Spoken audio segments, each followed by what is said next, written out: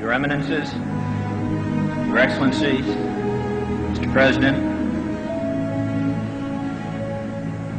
on behalf of Mrs. Kennedy, her children, the parents and sisters of Robert Kennedy, I want to express what we feel to those who mourn with us today in this cathedral and around the world.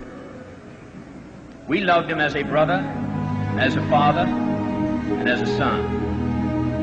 From his parents and from his older brothers and sisters, Joe and Kathleen, Jack, he received an inspiration which he passed on to all of us. He gave us strength in time of trouble, wisdom in time of uncertainty, and sharing in time of happiness. He will always be by our side. Love is not an easy feeling to put into words, nor is loyalty, or trust, or joy.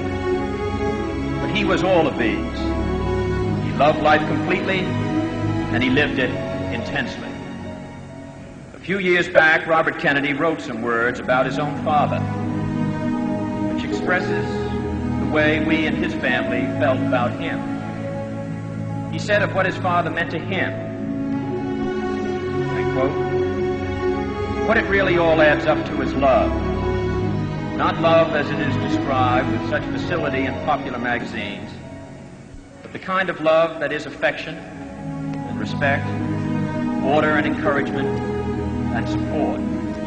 Our awareness of this was an incalculable source of strength. And because real love is something unselfish and involves sacrifice and giving, we could not help but profit from it." And he continued, "Beneath it all, he has tried to engender a social conscience. There were wrongs which needed attention. There were people who were poor and needed help. We have a responsibility to them and to this country.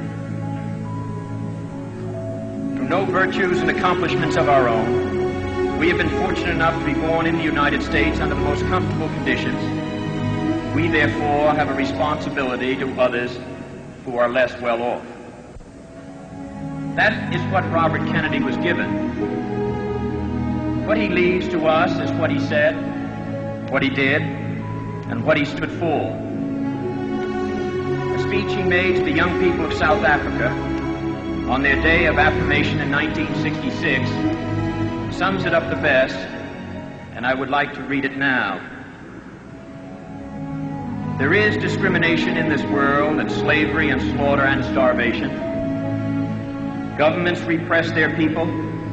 Millions are trapped in poverty, while the nation grows rich, and wealth is lavished on armaments everywhere. These are differing evils, but they are the common works of man.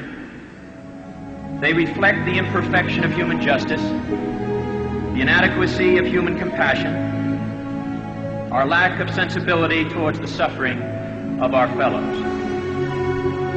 But we can perhaps remember, even if only for a time, that those who live with us are our brothers, that they share with us the same short moment of life, that they seek, as we do, nothing but the chance to live out their lives in purpose and happiness, winning what satisfaction and fulfillment they can. Surely this bond of common faith, this bond of common goal, can begin to teach us something. Surely we can learn, at least, to look at those around us as fellow men.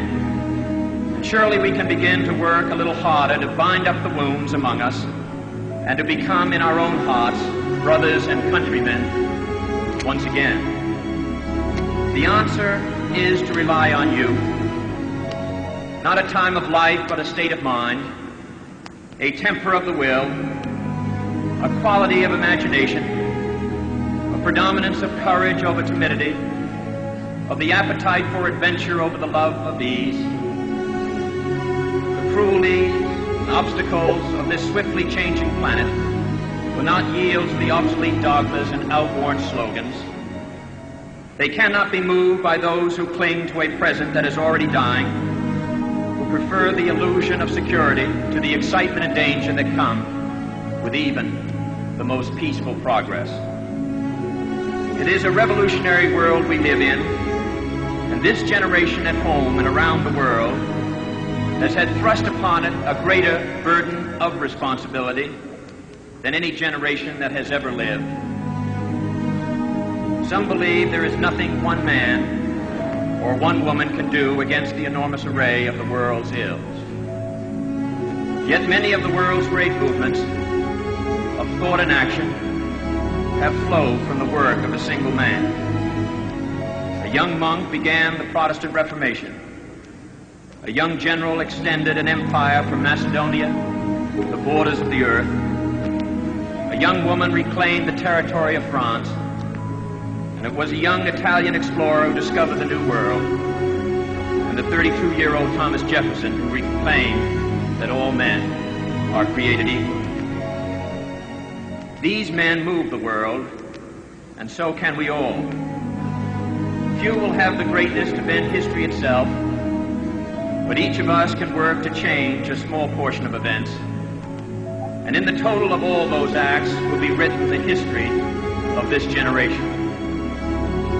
Each time a man stands up for an ideal, or acts to improve the lot of others, or strikes out against injustice, he sends forth a tiny ripple of hope.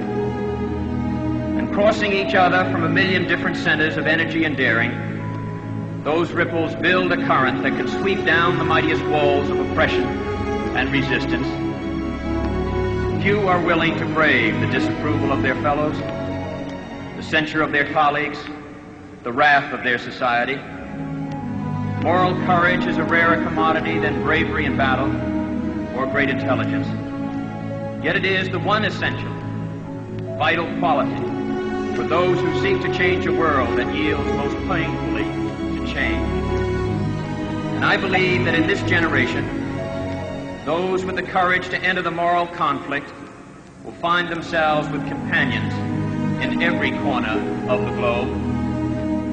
For the fortunate among us, there is the temptation to follow the easy and familiar paths of personal ambition and financial success, so grandly spread before those who enjoy the privilege of education. But that is not the road history has marked out for us. Like it or not, we live in times of danger and uncertainty, but they are also more open to the creative energy of men than any other time in history. All of us will ultimately be judged, and as the years pass, we will surely judge ourselves on the effort we have contributed to building a new world society and the extent to which our ideals and goals have shaped that event. Our future may lie beyond our vision, but it is not completely beyond our control. It is the shaping impulse of America that neither fate nor nature nor the irresistible tides of history, but the work of our own hands, matched to reason and principle, that will determine our destiny. There is pride in that, even arrogance, but there is also experience and truth. In any event, it is the only way we can live. That is the way he lived. That is what he leaves us. My brother need not be idealized or enlarged in death beyond what he was in life. To be remembered simply as a good and decent man who saw wrong and tried to right it, saw suffering and tried to heal it, saw war and tried to stop it. Those of us who loved him and who take him to his rest today pray that what he was to us, what he wished for others, will someday come to pass for all the world. As he said many times in many parts of this nation, to those he touched and who sought to touch him. Some men see things as they are and say, why? I dream things that never were and say, why not?